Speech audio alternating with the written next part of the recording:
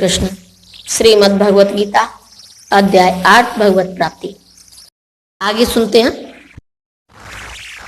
जो व्यक्ति भक्ति मार्ग स्वीकार करता है वह वेदाध्ययन, तपस्या, दान, दार्शनिक तथा सकाम कर्म करने से प्राप्त होने वाले फलों से वंचित नहीं होता।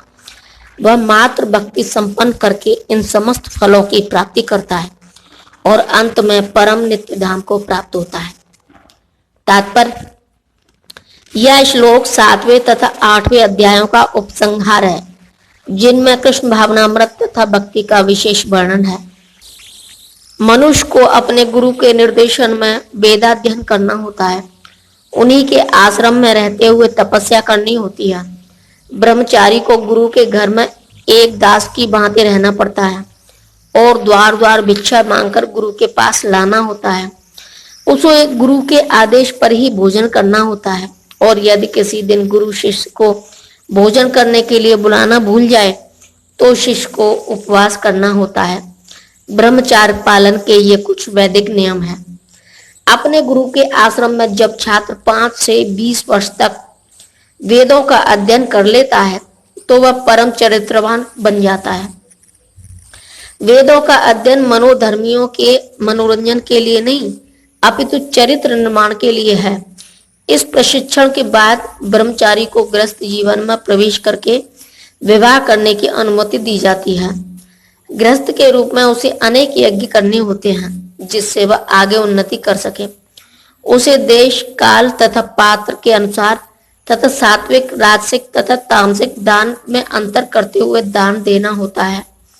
जैसा कि भगवत गीता में वर्णित है, गृहस्थ जीवन के बाद वानप्रस्थ आश्रम ग्रहण करना पड़ता है, जिसमें उसे जंगल में रहते हुए वृक्ष की छाल पहनकर तथा छोर कर्म आदि किए बिना कठिन तपस्या करनी पड़ती है। इस प्रकार मनुष्य ब्रह्मचर्य, गृहस्थ, वानप्रस्थ तथा अंत में संन्यास आश्रम का पालन करते हुए जीवन की सिद्धावस्था को प्राप्त होता है।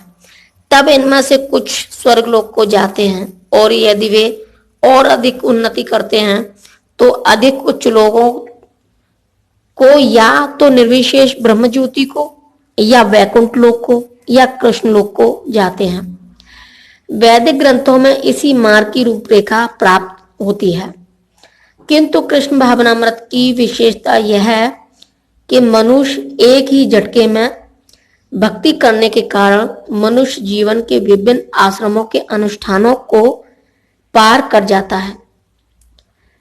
इदम विदित्वा शब्द सूचित करते हैं कि मनुष्य को भगवत गीता के इस अध्याय में तथा 7वें अध्याय में दिए हुए कृष्ण के उपदेशों को समझना चाहिए। उसे विद्युता या मनोधर्म से इन दोनों अध्यायों को समझने का प्रयास नहीं करना चाहिए, अपितु भक्तों की संगति से श्रवण करके समझना चाहिए। 7वें से लेकर 12वें तक के अध्याय भगवत गीता के सार रूप हैं। प्रथम 6 अध्याय तथा अंतिम 6 अध्याय इन मध्यवर्ती 6 अध्यायों के लिए आवरण मात्र है, जिनकी सुरक्षा भगवान करते हैं। यदि कोई गीता के इन 6 अध्यायों को भक्त की संगति में भली बात समझ लेता है तो उसका जीवन समस्त तपस्याओं, यज्ञों, दानों, चिंतनों को पार करके महिमा मंडित हो उठेगा, क्योंकि केवल कृष्ण भावनामृत के द्वारा उसे इतने कर्मों का फल प्राप्त हो जाता है। चिंतनों को पार करके महिमा मंडित हो उठेगा, क्योंकि केवल कृष्ण भावनामृत के द्वारा उसे इतने कर्मों का फल प्राप्त हो जाता है। जिसे भगवत गीता में तनिक भी श्रद्धा नहीं है उसे किसी भक्त से भगवत गीता समझनी चाहिए, क्योंकि 4थे अध्याय के प्रारंभ में ही कहा गया है कि केवल भक्तगण ही गीता को समझ सकते हैं, अन्य कोई भी भगवत गीता के अभिप्राय को नहीं समझ सकता। अतः मनुष्य को चाहिए कि वह किसी भक्त से भगवत गीता पढ़े, मनोधर्मियों से नहीं। यह श्रद्धा का सूचक है। जब भक्त की खोज की जाती है और अंततः भक्त की संगति प्राप्त हो जाती है, उसी क्षण से भगवत गीता का वास्तविक अध्ययन तथा उसका ज्ञान प्रारंभ हो जाता है। भक्त की संगति से भक्ति आती है और भक्ति के कारण कृष्ण या ईश्वर तथा कृष्ण के कार्यकलापों, उनके रूप, नाप, लीलाओं आदि से संबंधित सारे भ्रम दूर हो जाते हैं। इस प्रकार भ्रमों के दूर हो जाने पर वह अपने अध्ययन में स्थिर हो जाता है। तब उसे भगवत गीता के अध्ययन में रस आने लगता है और कृष्ण भावना भावित होने की अनुभूति होने लगती है। आगे बढ़ने पर यह कृष्ण के प्रेम में पूर्णतया अनुरक्त हो जाता है।